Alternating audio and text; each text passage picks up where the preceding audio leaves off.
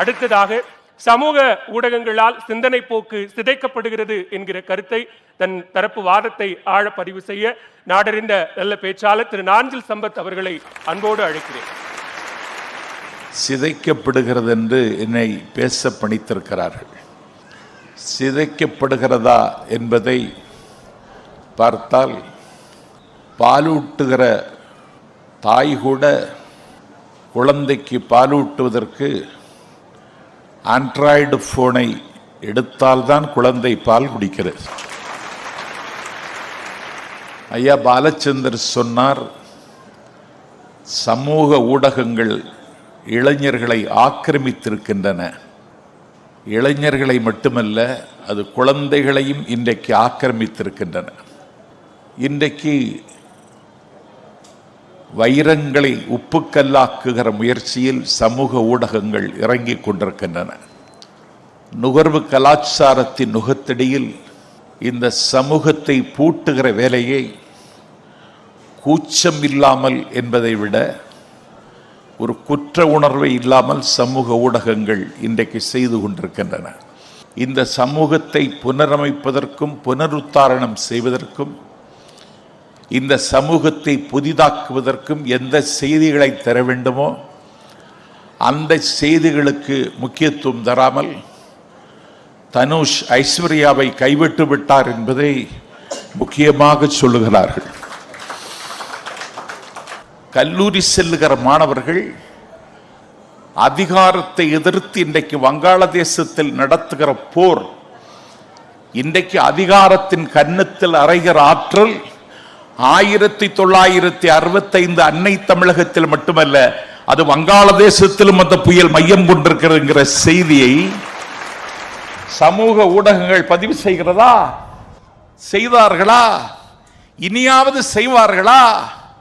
1965 என் அன்னை தமிழுக்கு ஆபத்து வந்த பொழுது, அலுவல் போனால் போகட்டும், சலுகை போனால் போகட்டும், என் தலைமுறை கோடி கண்ட என் தமிழ் விடுதலை ஆகட்டும், போனால் என் உயிர் போகட்டும், என் புகழ் உடல் நிலை ஆகட்டும், தேரால் செய்த செந்தமிழ்தான் திக்கட்டுமே தொல்ல நிற்கட்டும், பிள்ளை பிறந்தேன் யாருக்காக, பெற்ற தமிழ் மொழி போருக்காக, உள்ளமிருப்பதும் தோளிருப்பதும் உயிர் நிகர் தமிழ் சீருக்காக என்று பரணி பாடி இந்தியாவினுடைய இராணுவத்தை இந்த நாட்டில் முற்றுகையிடக்கூடிய வல்லமை எங்கள் நாட்டு மாணவர்களுக்கு அன்றைக்கு இருந்தது. இன்றைக்கு இருக்கிறதா? இன்றைக்கு இருக்கிற மாணவர்கள் எங்கள் தோளை அழுத்துவதற்கும், எங்கள் சிந்தனையை சிதைப்பதற்கும், எங்கள் வருங்கால தலைமுறையை முடமாக்குவதற்கும் அறிமுகம் செய்யக்கூடிய புதிய கல்விக் கொள்கையினுடைய கொடுமைகளை சமூக ஊடகங்கள் பதிவு செய்கிறதா? யாருக்காவது இந்த பொறுப்பு இருக்கிறதா? யாருக்காவது இந்த கவலையாவது இருக்கிறதா? 3ஆம் வகுப்பில் இருந்து 3ஆம் வகுப்பில் படிக்கிற குழந்தை 4ஆம் வகுப்புக்கு போவதற்கு பருவத் தேர்வு நடத்த வேண்டும் என்று சொல்லுகிறதே புதிய கல்விக் கொள்கை. என்ன அக்கிரமம்! என்னை கேட்டால் தேர்வு என்பதே வன்முறை. அதிலும் 3ஆம் வகுப்பு படிக்கிற பிள்ளைக்கு பருவத் தேர்வா?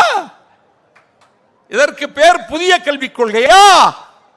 இதை பிரச்சாரம் செய்ய வேண்டாமா? நான் பெற்ற பிள்ளை போதையில் என் கண்முன்னாலே புதைந்து கொண்டிருக்கிறான். சமூக ஊடகங்கள் நல்ல காரியம் செய்ய வாய்ப்பு இருக்கிறது. ஐயா சொன்னது மாதிரி செய்யணுமே. இன்னைக்கு இந்தியாவில் 5 லட்சம் பேர் புற்றுநோய் அவன் மீது பற்று வைத்ததனால் அவன் இறந்து கொண்டிருக்கிறான். 10 லட்சம் பேருக்கு புற்றுநோய் ஆபத்து இருக்கிறது என்று கண்டறியப்படுகிறது. Cancer is not curable disease. ஆனால் அந்த புற்றுநோய்க்கான காரணி என்ன? நீ உண்ணுகிற உணவில், உன்னுடைய வாழ்க்கை முறையில் நீ எங்கே அந்நியப்பட்டு கொண்டு போய் இருக்கிறாய் என்பது மட்டும் உண்மை. இதையாவது சொல்லித் தருகிறார்களா? ஷவர்மா சாப்பிட்டு சாகிறான், சாராயம் குடித்தும் சாகிறான், ஷவர்மா சாப்பிட்டும் சாகிறான். என்னையா இது? கால மாற்றத்துல பரிணாம வளர்ச்சியில நிறைய வளர்ந்து வந்திருக்கிறது. எல்லா வளர்ச்சியும் நம்ம ஏத்துக்கிட்டு தானே இருக்கிறோம். அப்படி செல்போன் அப்படிங்கிற ஒரு வளர்ச்சியையும் நம்ம ஏத்துக்கிட்டு தானே ஆகணும். இல்ல, செல்போன் வளர்ச்சியை ஏத்துக்கிடணும், ஆக்கத்திற்கு பயன்படுத்தணும். குணம் நாடி, ஐயா தான் சொன்னாரு, குற்றம் நாடி அவற்றுள் மிகை நாடி மிக்க கொள. எதை சொல்ல வேண்டும், எதை வெளிச்சம் போட்டு காட்ட வேண்டும், எதை அம்பலப்படுத்த வேண்டும் என்பதிலேயே சமூக ஊடகங்களுக்கு ஒரு குறிக்கோள் இல்லையே. இன்றைக்கு ஒரு அவேர்னஸ், ஒரு விழிப்பு பெற்ற சமூகம் உருவாகி தீர வேண்டும். ஒரு தலைகீழாக தூங்குகிற வௌவாலை போல நாம் தொங்கிக் கொண்டிருக்கிறோம். மொழி சார்ந்தும் இனம் சார்ந்தும் சிந்திக்கிற தலைமுறை இன்றைக்கு அருகிவிட்டது என்பதை விட அதை குறித்த உணர்வில்லாமல் இருக்கிறார்கள்.